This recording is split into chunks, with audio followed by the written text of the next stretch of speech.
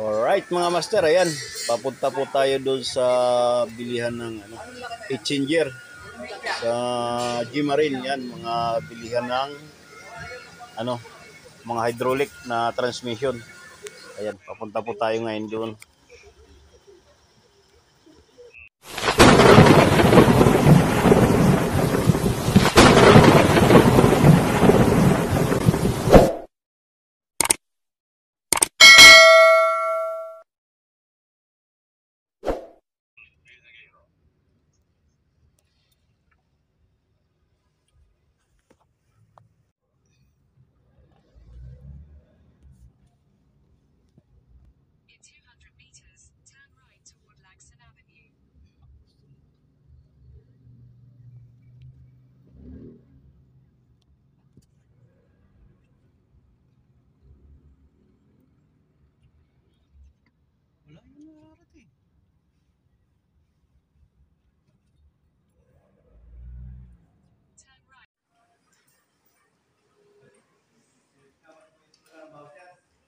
Kakash mo. Siyempre pag-cash meron. No! Baka matanggal tayo sa trabaho dyan, sir. Pero yun, nakukunin mo ako. Yung 44.5, kasi 46.5. Mahes ko na siya. Si water pump?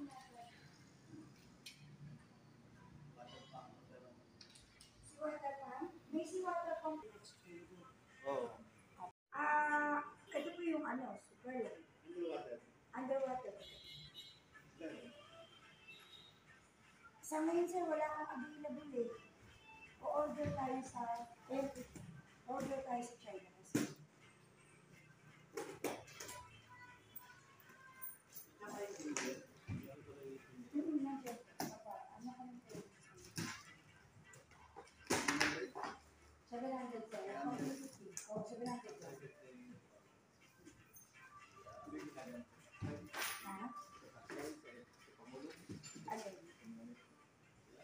Pwede ba daw sa pangulong daw? Depende sa kilowatt mo. Ito, yan. Available pa kasi sa card. Ito yan. 1180 po. Pati nga ako, nakayanin ko ng 1180. Ito kaya ng cable. Anong cable? Maling cable, controller. Yung J-sub controller, yung black red. Yung sa controller. Sa transmission ka kayo.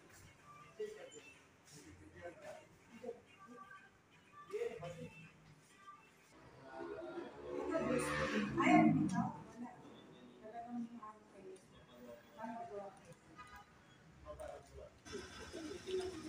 Ayan mga master, ayan. Yung mga gusto pong bumili ng hydraulic na transmission, ayan. Dito lang po sa G-Marine. Ayan. Kompleto po dito. Ayan, may mga heat changer, may cambio, may water pump. Marami po sila dito. Mayroon pong makina na marine din po. Ayan. Mayroon din po silang makina na kompleto na siyang tindig na. Kakabit mo na lang sa bangka. Alright. Depende po kung ilang horsepower ang gusto nyo. 350, 450, 500 horsepower. Mayroon po din po silang mga makina dito. Alright.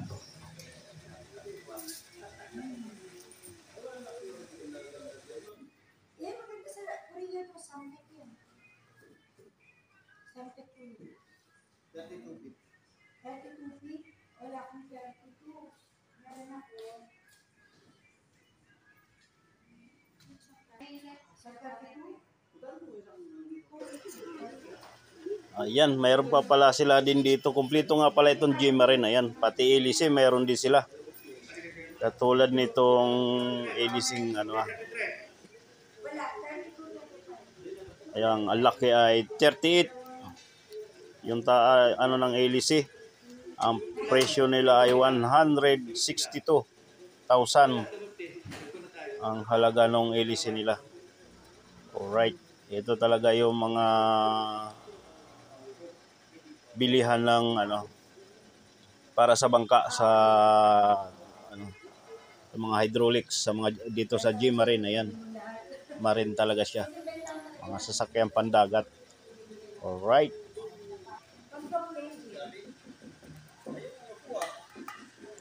Ito na nga po, nilabas na yung heat changer.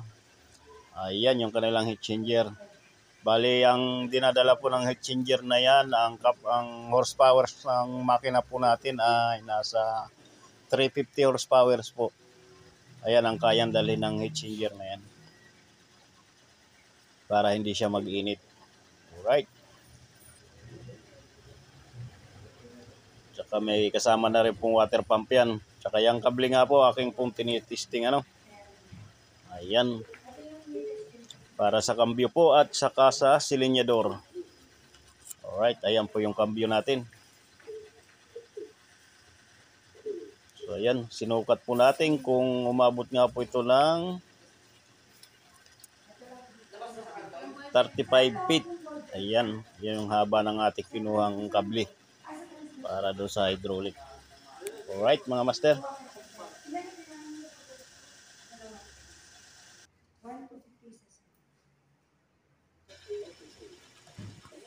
Ayan mga master. Yung ating binayaran po dito ay umabot po tayo dito ng nasa 97,000 ang ating binayaran dito.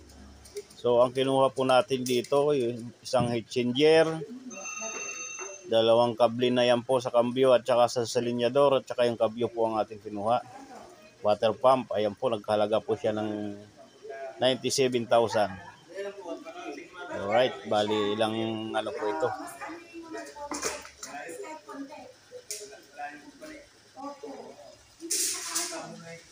Alright, ayan mga master. Bali ang kinuha nga pala natin dito ay yan, dalawang kable po. Para sa kambyo at saka sa accelerator. Saka itong isang heat changer. Saka water pump po. Ayan, yan lang ating kinuha dyan. Nagkalaga na siyang kulang 100,000 ito.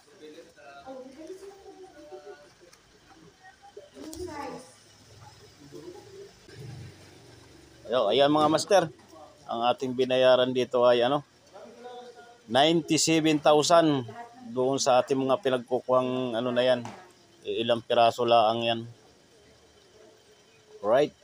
Ayan, napakaganda ng transmission na ito mga master. 2:1 lang po ito. Maliit po ito. Yung ating ikakabit doon ay 3:1. Alright, ayan yung kanilang mga transmission mga master. Ayan.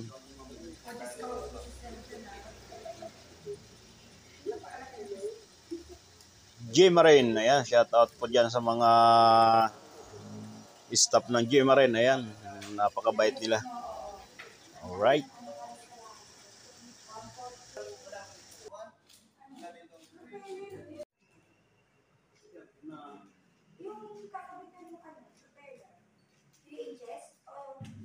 Ano po yun? Masyakting? Oo, yung shifting niya. Ano po ito? Ako, 4 days niya.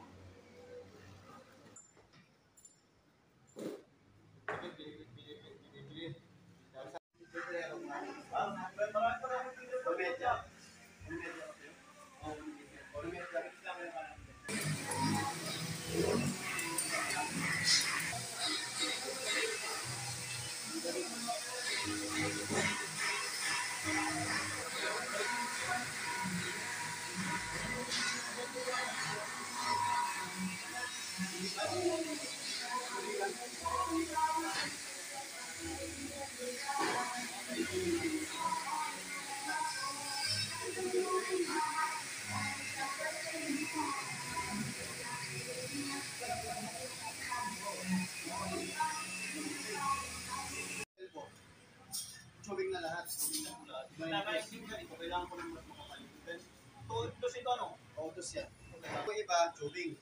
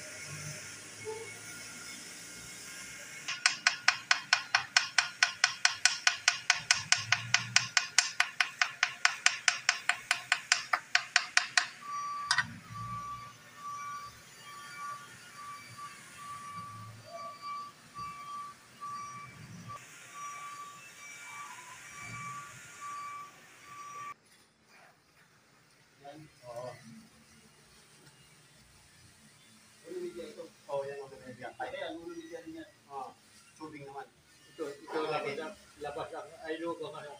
Kumamit siya. Siya siya.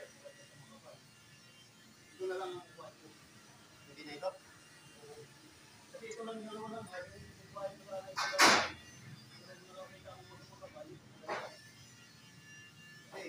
Baka magkatuloy-tuloy order ko eh. Kasal 3-4. Ah, 3-4. 3-4 lang. Yung 5 o 5. 5 pala. Ito kaya ako ganito eh. Yung 5 pala. Ulo yan. Ulo ito. para saan ba to? Sa mga pag-uwig yan. Sa mahina. Mahina ito.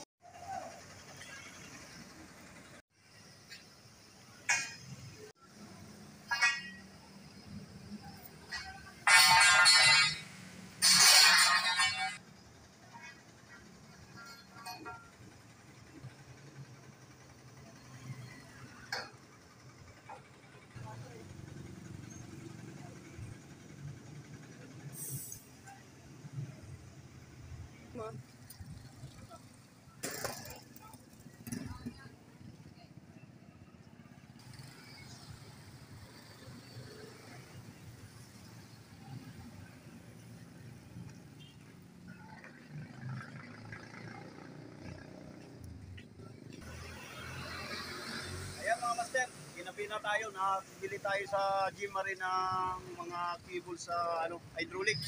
Ito, tapos na tayo ng gabi, nag-commute lang tayo, nagsakay lang tayo ng bus. Alright.